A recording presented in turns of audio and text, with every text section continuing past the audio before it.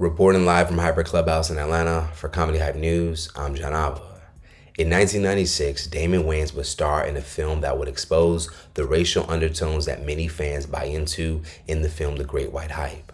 The film's movie tells the story of a black boxing champ, James the Grim Reaper Roper, played by Wayans, who is convinced to take on a white opponent who by all standards is a mediocre fighter compared to Roper.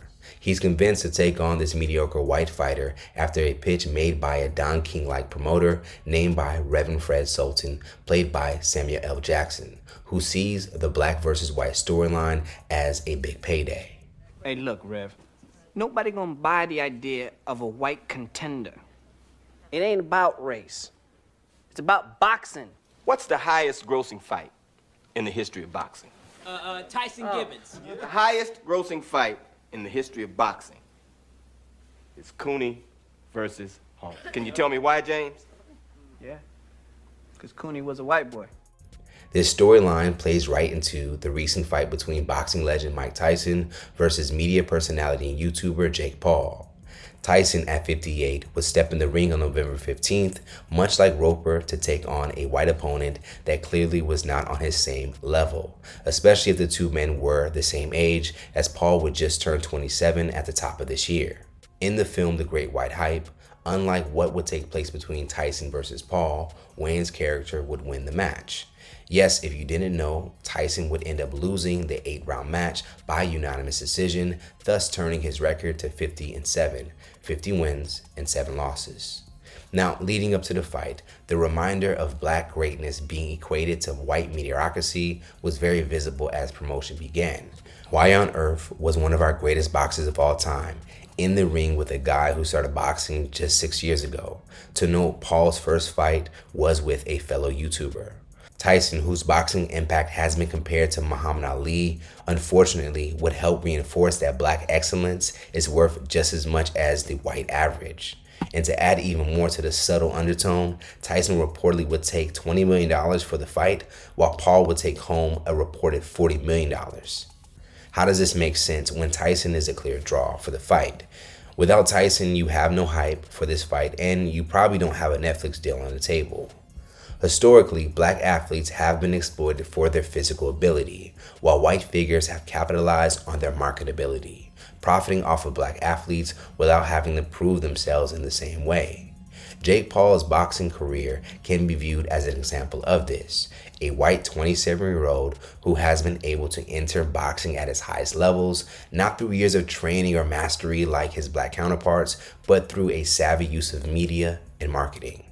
For many black Americans, they've always been told that they have to be twice as good just to be on the same level as their white counterparts.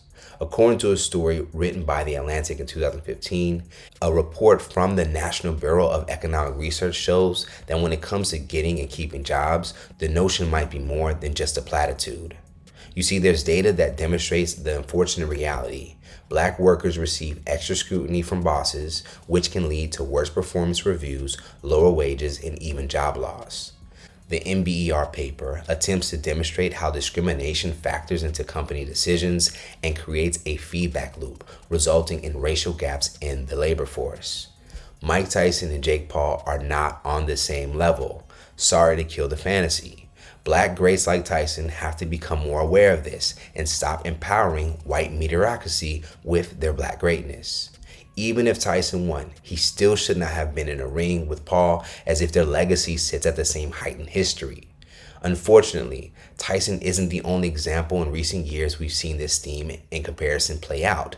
You have Beyonce and Taylor Swift, Obama to any of his white counterparts, black rappers who empower white fashion houses instead of their own, and looking back into the history of boxing with Jack Johnson versus the white boxers he would dominate.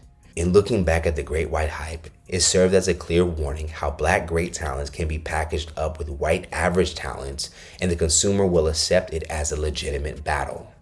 According to Paul's own words, Mike Tyson is the greatest boxer of all time.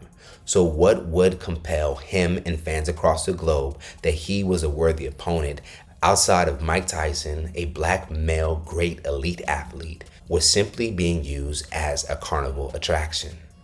Jake Paul's name should never be placed next to Mike Tyson.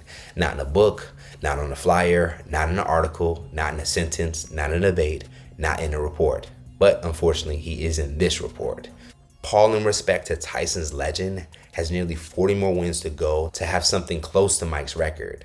Tyson versus Paul was a real-life great white hype story that shouldn't be ignored. It's up to black people to continue protecting the worth, instead of cashing out whenever white culture decides to feed its ego. Let's talk about it more in the comments below. How did you feel about the great Mike Tyson being compared to Jake Paul?